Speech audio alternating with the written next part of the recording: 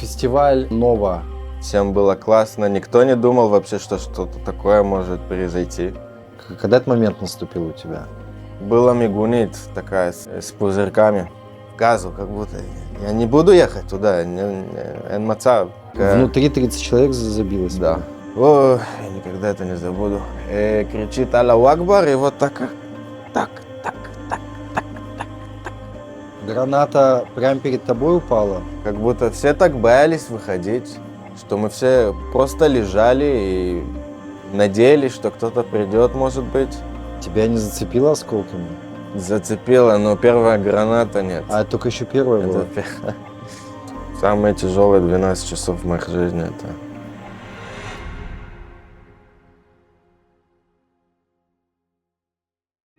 Мигуниот. Небольшие бетонные мобильные укрытия, предназначенные для защиты от ракет. Утром 7 октября 2023 года для многих участников фестиваля «Нова» это стало последней надеждой и последней остановкой. Террористы окружали Мигуниот, похищали из них людей, расстреливали через вход, бросали внутрь гранаты. В тот день укрытия, созданные для спасения, превратились в места массовой гибели. Натан, фестиваль Нова. Давай этот день вспомним в рамках хронологии событий. Во сколько ты приехал и как вообще развивалась вся ситуация? Я туда приехал с подружкой в 11 часов вечера примерно. Мы туда приехали, зашли, все было хорошо, мы там встретились с друзьями. Мы там открыли огромную площадь, все там друзья сидели, танцевали, все было классно. Фестиваль был очень красивый, много цветов, хорошие люди очень. Все это было примерно до 6 утра, 6:30 утра. Всем было классно, никто не думал вообще, что что-то такое может произойти. Даже когда вот я туда ехал, я ехал на Даром, юг, возле Газы, я не думал об этом вообще. Я себе представить не мог, что такое вообще может случиться. Через миллион лет даже. Ну тогда в 6:30 примерно я танцевал с друзьями. Начали сирены.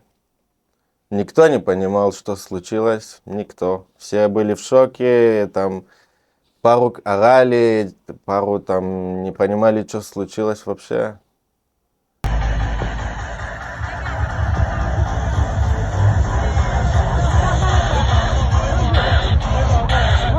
Есть ракеты!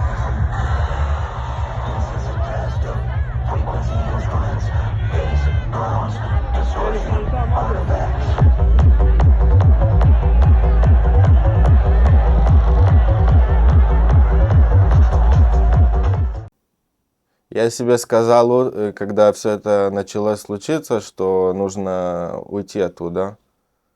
Там уже небезопасно. Я позвонил своей подружке, я начал ее искать, она мне ответила. Я ей сказал, что мы должны, как будто она со мной приехала в машине, тогда я сказал, что мы должны уехать уже, все уже, закончилась вечеринка. Я начал после этого разыскивать всех моих друзей, что все с ними было нормально, и они были на нашей площади, там. Не все хотели уйти, потому что никто не понимал, что случилось. Так, Тем более к обстрелам с газа, в принципе, мы привыкшие. Да, думали, да, ракеты, обстрелы, они сказали, все пройдет. Даже когда ракеты падали возле нас, это было достаточно близко.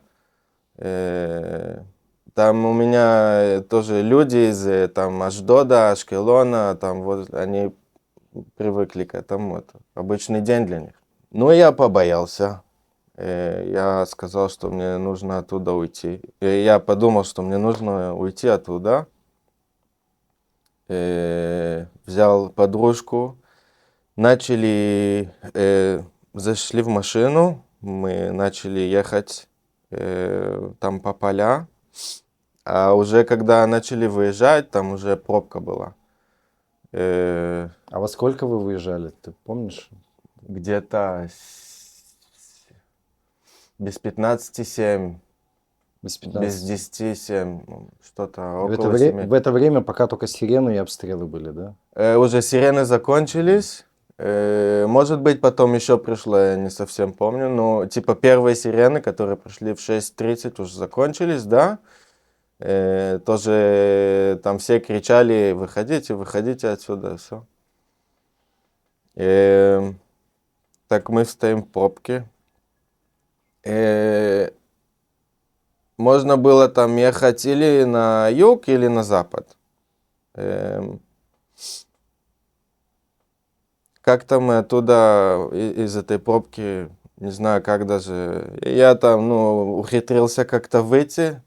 То есть ты выехал на трассу? Тебе Да, удалось чуть-чуть проработать? вышел на террасу там, вышел прямо на дорогу. Там полицейский как будто всех направлял. Но он направлял в сторону Израиля или в сторону Газа? В сторону Из сторону Израиля. Израиля. Израиля, да.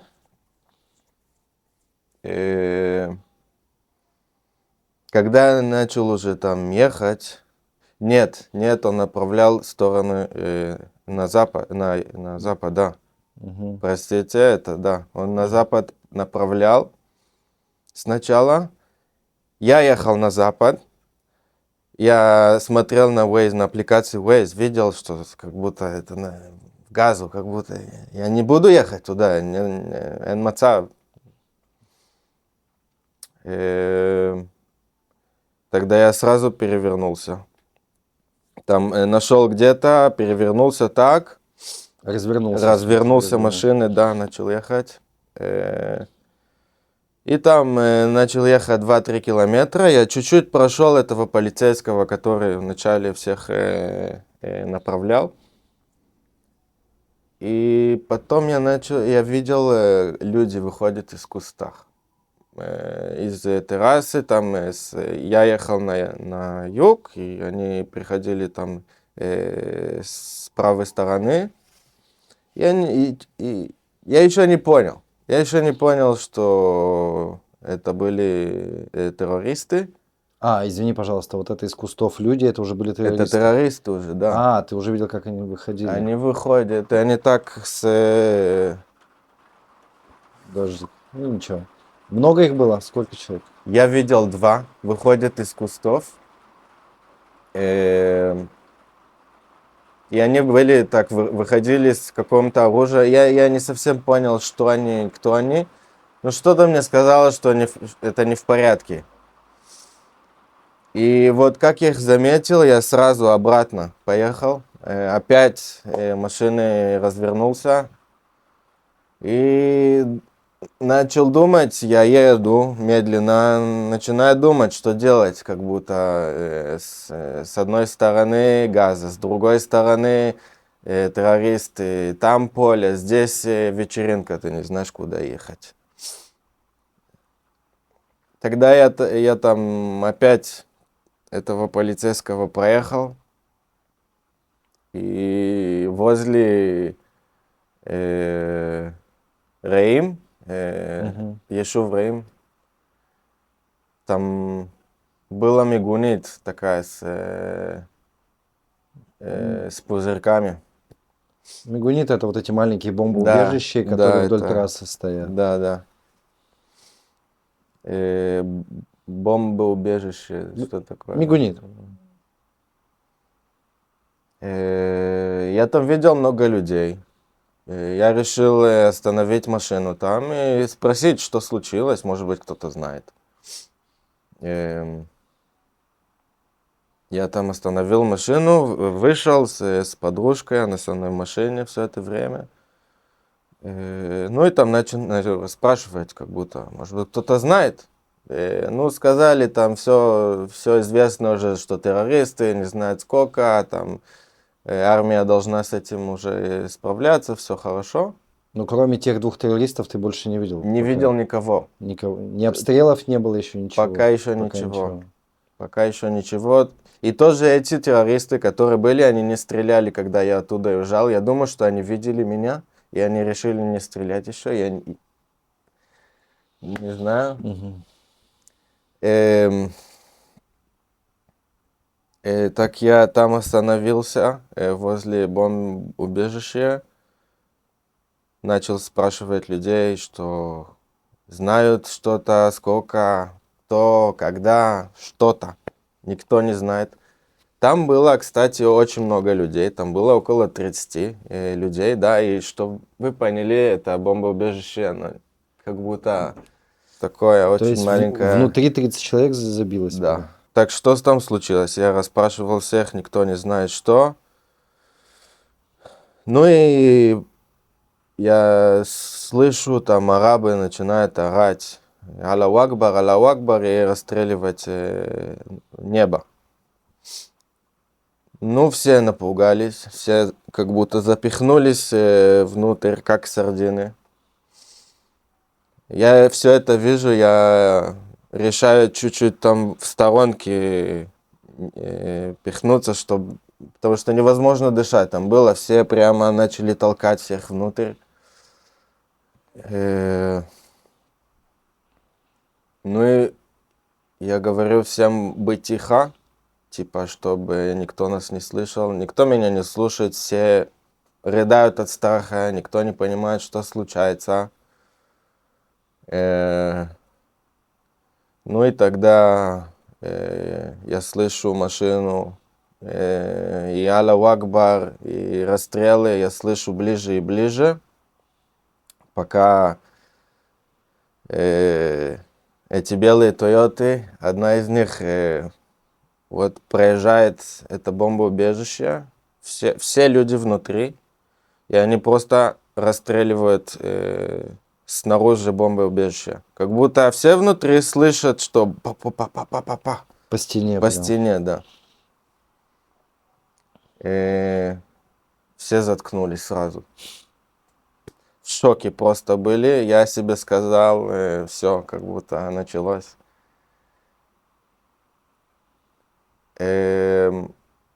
Машина после этой расстрельбы остановилась. И слышим там крики, там Аллаху Акбар, там что-то на арабском разговаривают, я знаю. Ну и слышно, что они ближе и ближе.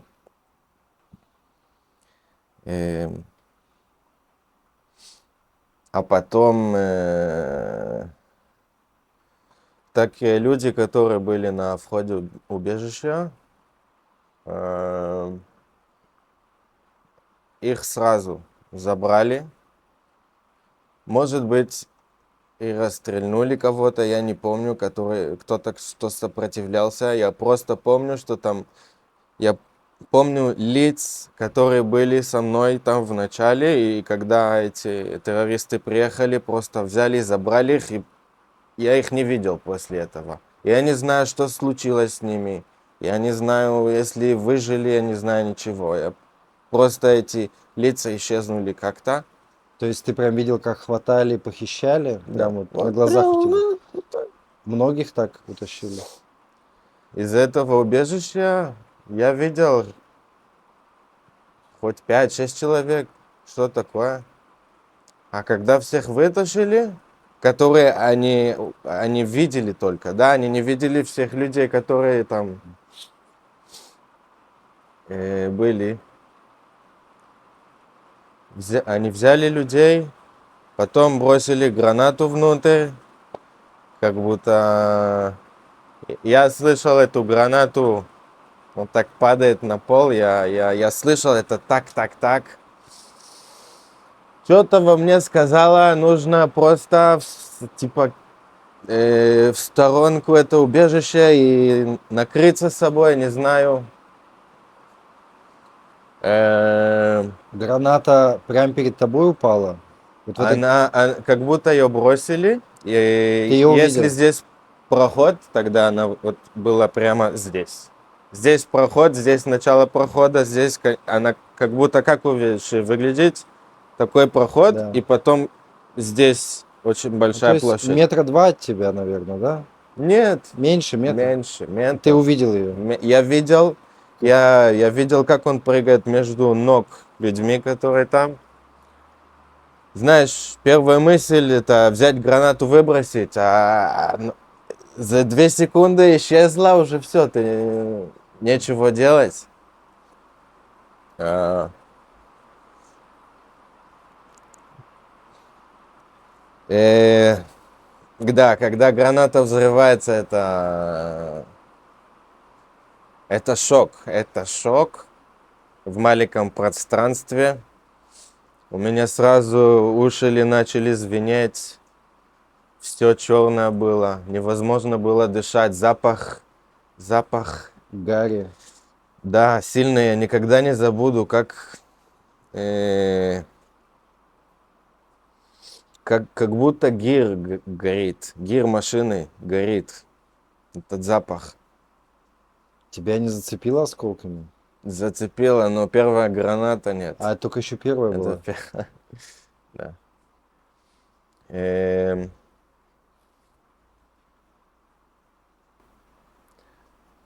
После взрыва сразу как будто тихо, как в кино. Тихо все звенит, шок. Я видел, я никогда это не забуду.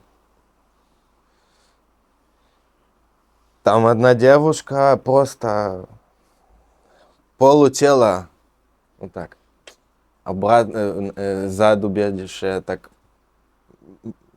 как будто, как мяч, вот обратно так. То есть- И она без ног, без ничего, и у нее здесь кровь выходит, и она вся белая. Ты еще невозможно это понять, как будто. Ты еще не понимаешь, что это случилось.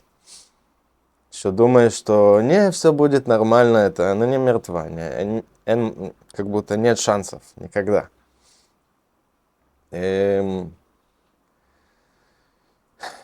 Ну, там все убежища были в шоке, в конечном. Все были тихо, никто не знал, что делать, что.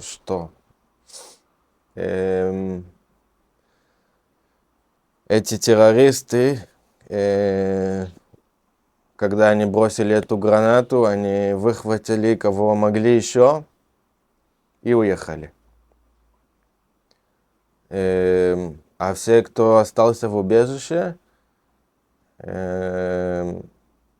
просто мы там как будто все так боялись выходить, что мы все просто лежали и надеялись, что кто-то придет, может быть. А кроме этой девушки, там раненые еще были, да? Да. Там были много раненых, ты слышишь крики «Ая, в меня попали, я умираю». Ну и все, там тесно, конечно, невозможно дышать. Ты тоже слышишь, ты меня душишь, ты мне ногу ломаешь, и все в криках. И...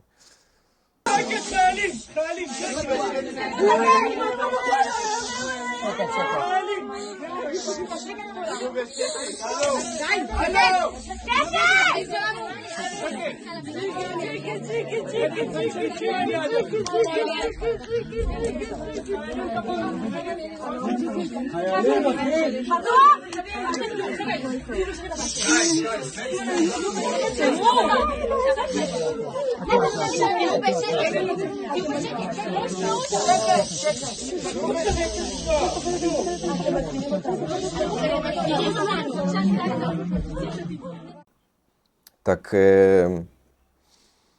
люди пытались как будто звонить кому-то там сразу, что-то помощь. Я помню даже, что одна девушка звонила полицейским, и она звон положила на спикер. И она объясняет полицейскому, что происходит, и он так, надейтесь на хорошо, там, прятайтесь хорошо и надейтесь, все.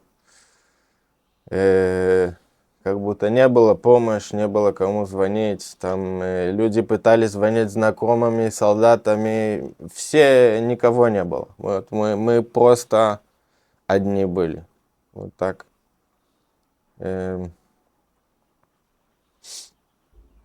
Так это, я не знаю, это продлилось так-то 4-5 часов, да, в это убежище, что я там прятался.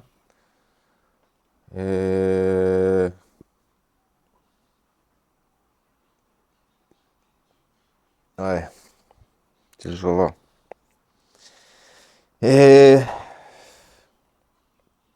Ну, там, и вот этих 4 часа ко мне террористы ко мне в убежище заходили еще террористы, бросали еще гранаты, были, которые заходили туда и просто начали расстрелять всех. Что в этот момент мне вот опять повезло как-то, что после второй гранаты я уже не мог дышать. Потому что мне тоже осколки попали на спину, и оно мне там все содрало и зашло мне в легкие, и я просто задохнулся. Плюс там в убежище нету дыхания, воздух. Нету воздуха. Я правильно понимаю? То есть они первый раз бросают гранату, Да. и через какое-то время, видя, что люди еще, видимо, живые, еще раз решают закинуть А гранату. они даже не знают, если там живые. А, Там просто- они просто подтверждают, что там никого нет. И Это бросают. через сколько часов гранату вторую закинули? Через 4? Нет, А. час. Они там возле убежища проходили 4-5 машин, тракторонов, там баги, что хочешь. Иногда брали кого-то, иногда расстреляли, иногда просто гранату бросали. Вторая граната тебя ранила. Вторая граната меня ранила. Я получил эти осколки от нее на спину. Они мне зашли в легкие, и не только граната тоже все, там очень тесное место взрывается, тогда вообще там воздуха нету. И я просто упал в обморок, там внутри на людей. И вот после этой гранаты он как-то зашел, этот террорист, вот зашел внутрь. О, я никогда это не забуду. Кричит Аллаху Акбар, и вот так. Расстреливает поодиночке. Каждого человека отдельно еще раз добивает. Да, Живых, неживых, неважно. неважно, просто расстреливает. А я, вот как я услышал, что он начинает заходить, я не знаю, я как-то встал. Я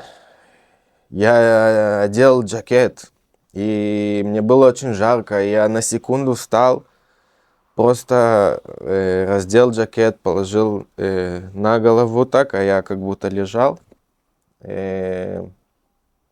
И, может быть, это он меня не увидел. Я не знаю, что там случилось. Я думаю, что это из-за этого. Я положил жакет и обратно в обморок, как будто ничего особенно не сделал, просто повезло. А девушка была с тобой твоя? Она была со мной, но она была в стороночке этого убежища, возле открытия. Но там есть стенка, которая Мафрида разледеняет. Да. Так как-то, и она была маленькая, она как-то и смогла спрятаться хорошо, что ничего в нее... осколки, я помню, у нее попали здесь и чуть-чуть на тело, но Она вышла оттуда живая, здорова, и она меня, и когда я упал в обморок, она проверяла, если я живой, как будто она меня звала: Натан, Натан. А я его так и делаю, как будто: дай мне спать. Да, я просто хотел, чтобы закончилось как-то, неважно как, только чтобы это закончилось. Это И сколько ты так пролежал? 5 часов. 5 Это- часов я там был.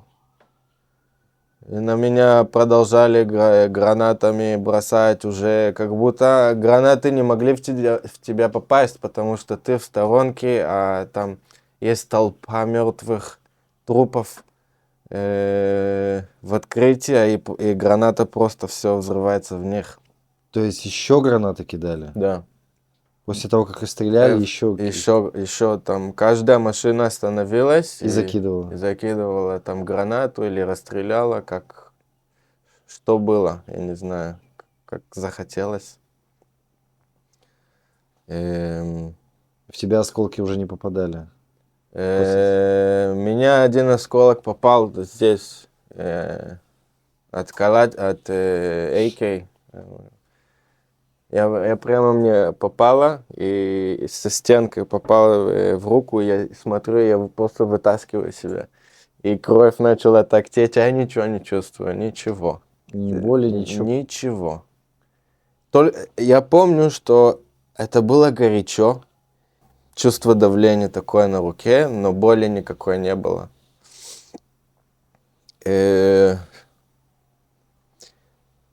После этих 4 часа, 4-5 часов, 12,5 я уже оттуда вышел, как-то лежал себе спокойно, и в один момент просто встал, сказал себе: я не могу здесь остаться, все, не могу.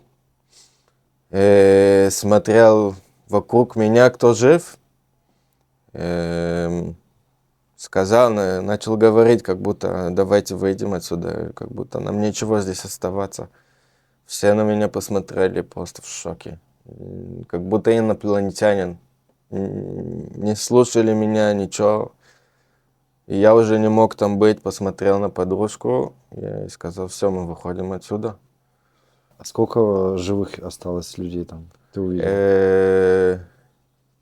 Я увидел, невозможно было знать, потому что там много в обмороке было, там все расстрелянные, все. Тяжело было знать, но я видел в новостях, что из этого убежища вышли там 13 людей.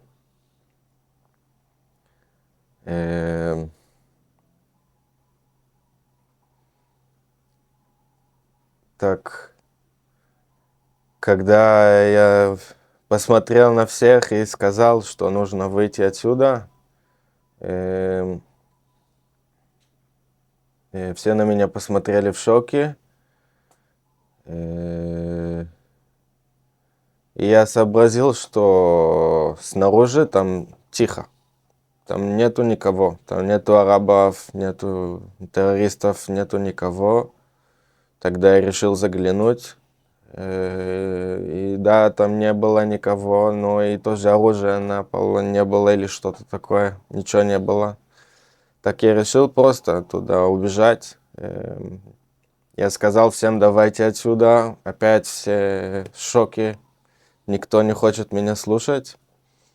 Когда мы выходили из убежища, все там было полно трупов. Настолько, что когда выходил, невозможно. Не было пола, чтобы наступать. Не было просто где наступать. И нужно было переходить там людей. Это была ужасная картинка. Да. Все в крови было. Все черное, все разломанное, все страшно было. Просто страшно.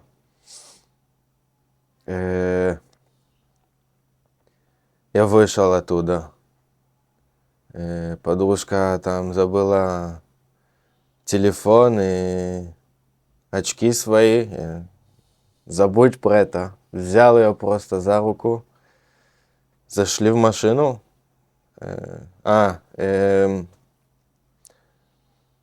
Перед этим, момент перед, что я вышел, одна девушка из убежища просто увидела, что я хочу выйти, так она взяла телефон, который был киданный на пол, и дала мне его, что это в конце концов нас тоже спасло как-то. И я себе думаю, как будто, почему, как будто ты раненая, что ты об этом думаешь вообще? Как бы, ты видишь, у нее пуля на ноге. Она сказала, на, ты забыл свой телефон. И я побежал. Вы бежали по трассе? Нет, мы бежали к моей машине. Машину я парковал 100 метров примерно из убежища. Ее можно видеть тоже в фильмах новые. И там белая Сузуки, если увидите. Синяя Сузуки, простите, если увидите. Так я побежал в машине. И опять та же самая ситуация, нету куда бежать. Все, ты слышишь расстрелы, бомбы слышишь, взрываются, и нету куда бежать. А выстрелы слышно, что террористы где-то Да, там? конечно, везде. Но везде. ты их видишь или не видишь? Нет, не вижу. Где там Только слышишь, пули прыгают возле, ты ничего не видишь. Я начал выезжать там, с левой стороны я видел кибуц Рейм, и вот около ворота, около ворота, там была какая-то Мазда непонятная, Мазда 3. Вся открытая, багаж открытый, все открыто, но там никого нет. И опять не повезло. И я решил туда не ехать. Я сразу направо поехал. И это было в сторону, там какое-то поле огромное, достаточно открытое. Не было куда бежать. Так я решил, что нужно остановиться где-то и подождать, пока все успокоится, и как-то, может, вечером убегать оттуда, не знаю. Так я парковал машину, и оттуда, где-то 200-300 метров оттуда, я нашел себе место, где я смог спрятаться. То, что интересно в этом месте было, что это был какой-то dead zone, что меня не видели, но я все видел вокруг. И это было просто какой-то фильм непонятный, что ты видишь танки на дороге, просто едут себе, белые Тойоты с террористами едут себе и стреляют во всю сторону. И всякие вертолеты падают и стреляют. И То есть ты уже армию видел? уже, как армия да, зашла, там бои, уже да? войну вижу просто. Прямо войну. А ты видел кого-то из мирных жителей наших, из гражданских, снова или с кибуцев? То есть уже просто шла войнушка между армией и террористами, да? Никого же не Я спрятался просто в этом месте, сзади какого-то дерева. Просто спрятался, лежал там пару часов, 5 часов. Ты раненый лежал, Я раненый, да. Но я ничего не чувствовал. но у тебя бежала кровь. Да, я ничего не чувствовал. Вот ничего. Ты себе думаешь только, что нужно выжить. И это были не такие раны, что нужно было о них задумываться.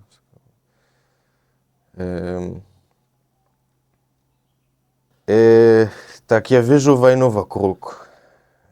Слышу пули свистят возле ушей. Непонятно тоже откуда. Страшно очень было. Очень страшно было. Невозможно понять, если за секунду пуля может попасть в себя, или бомба может взорваться возле тебя. Или какой-то террорист может просто выскочить откуда-то и в хорошем случае убить тебя. Это было ужас.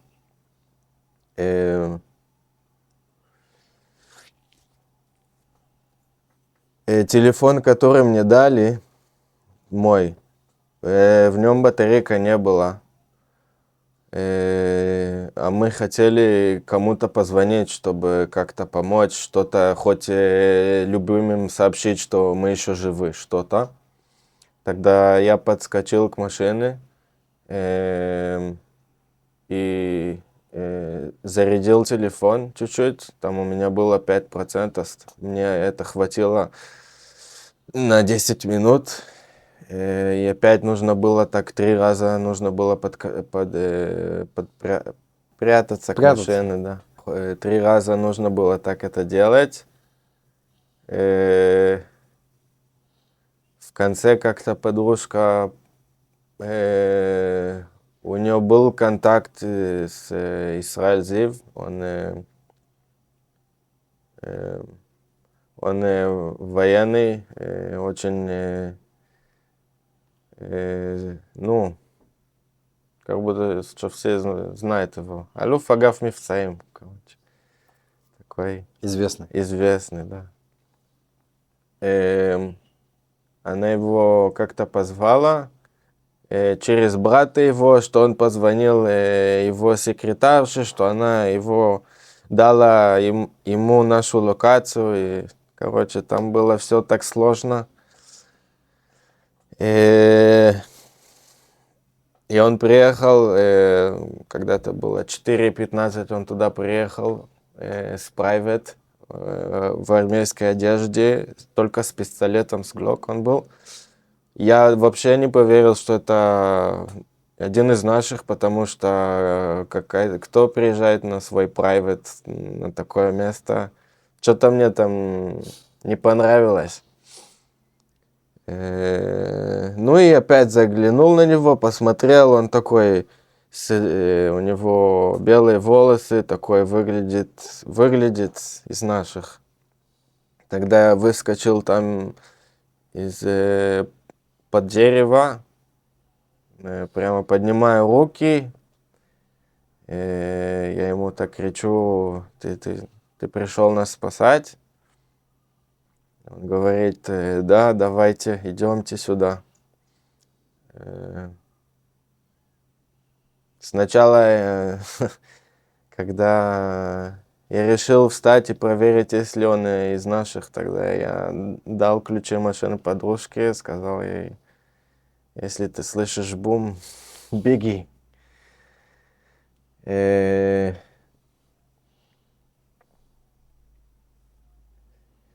И когда он нас позвал, я залез в мою машину и начал ехать сзади него.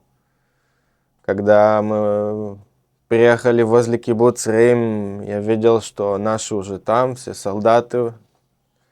Я там остался немножко.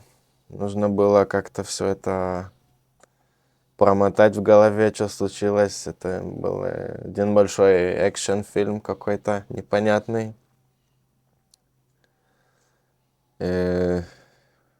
Поехали мы, я поехал моей машиной уже в госпиталь. Когда я начал оттуда выезжать, это было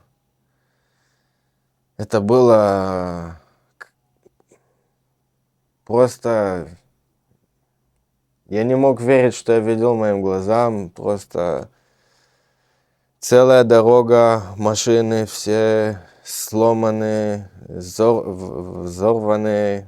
все горят, полно трупов, что террористы их вытаскивают полутела из машины. Я уже видел, как трупы уже лежат с машины. У них они как делают? Они, если кого-то убивают, и он находится в машине, они полутела вытаскивают, чтобы все видели, чтобы все боялись. Это Они так было? оставляют ноги в машине, а полутела снаружи. То есть специально вытаскивают тела, демонстрируют, да? Вся дорога была стекла от окошек машин, все пули, все горит. Это был ад. Это была... Это 232-я Да-да. дорога смерти, вы по Да. ней ехали, да? Да. Да. Мы оттуда ехали, против нас нас провожали полицейские, там было хотя бы 5 машин, и просто нужно было вот так ехать. Что невозможно было по дороге ехать, потому что и не было ее просто. Все было разрушено.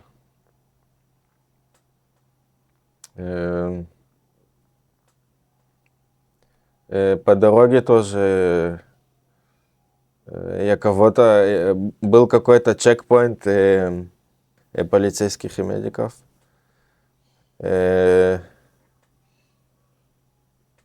И меня проверили, сказали, я не понимаю, как ты можешь вообще ехать так, у меня вся спина была в крови, вся была полна в дырок. Я сказал, что я в порядке, как будто я сам поеду в госпиталь, все нормально. И потому что не было, как будто никого не было, никакой... Как будто все были заняты с войной. Они меня попросили взять одну девочку с ее парнем, что она была из Кфаразы, и у нее вообще своя история. И мы все плакали в машине и рассказывали, что случилось, и никто не мог вообще верить. И это было просто самые тяжелые 12 часов в моей жизни. Это навсегда уже. Слушай, а вот Юваль Рафаэль, девушка, которая у нас на Евровидении выступала, у нее похожая история, что вот она тоже в Мигуните с гранатами. Такая же была. Не рядом вы были, нет? Не знаешь? По ее истории я понял, что мы были вместе в то же самое убежище, но там все было так непонятно, что я лиц не видел просто. Было очень тяжело понять, кто... Я ее не помню там просто. А то есть по истории ты думаешь, что вы в одном убежище, да, в одном Мигуните лежали? Да. И вы вот кто там выжил, получается? Да, Ты еще? кому повезло, да. Скажи, когда у тебя пришло вот такое полное осознание, вот знаешь, как бывает, адреналин спал, Мгм. и ты просто осознаешь, что случилось, и вот общее ощущение. Когда этот момент наступил у тебя? Если был такой момент. Был, конечно. Были пару моментов таких, но первый момент было, когда я вышел из убежища и спрятался сзади дерева. Был момент, что я просто сижу с девушкой и не понимаю, что случается, и просто какой-то непонятный эмоциональный волна, что ты плачешь, а потом ты веселый, что ты остался живой, а потом опять плачешь, что не понимаешь вообще, что случилось. Это было... То есть это такие эмоциональные качели, да? То есть Да. разные эмоции тебя бомбили. Да. А после уже того, как все закончилось, какие у тебя были состояния первые дни? Ужасные.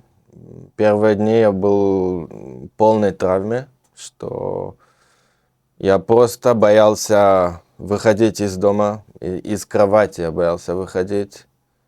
Были много blackouts, что думаю, что кто-то меня сейчас хочет убить или расстрелять, или гранату.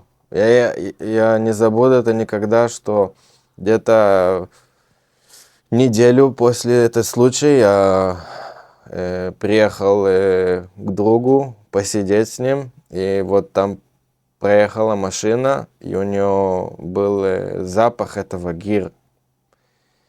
Я просто видел черное, и встал с кресла, и начал искать, где граната, чтобы выбросить ее. А я сижу дома, на балконе, все нормально. И это было просто страшно. Я не жил в реальности. И как долго у тебя вообще такое состояние было? Была у меня травма где-то полгода. И ты все полгода в таком состоянии находился? Да, были дни лучше, были дни хуже, но да. А Было. сны тебя беспокоили? Страшно. Сны я до сих пор не сплю. Но я работаю над этим. Сон это была моя самая и до сих пор самая большая проблема. Но я лечусь. Сам процесс реабилитации как у тебя проходил? Как ты? Психологи, психиатры, таблетки? Да, я до сих пор иду к психологу. У меня были полно психиатров, много спорта, много секса, тоже важно. Это все помогает. Это все помогает очень. Не двигаться. Сколько больно, сколько хочешь плакать, сколько тяжело, двигаться нужно. Это самое главное. И тоже начинай жалеть себя, что это тоже очень большая проблема. Начинай жалеть себя и начинаешь искать reasons. Причины. Начинаешь искать причины, почему мир такой плохой, и почему невозможно здесь жизни, неважно сколько старайся, все может вот так лопнуться. Ну, нужно двигаться, нет тут чего другого. Это... Жизнь сегодня твоя, она какая? Сегодня, слава богу, 100 раз лучше. Закончил степень, гуляю по миру. Сейчас я чуть-чуть расслабляюсь, после этой степени было тяжело. Но это было важно все это продолжать и не давать мне вот этому ужасному дню меня кинуть. И я падал и вставал, и падал и вставал. И сегодня, слава богу, все хорошо, все отлично.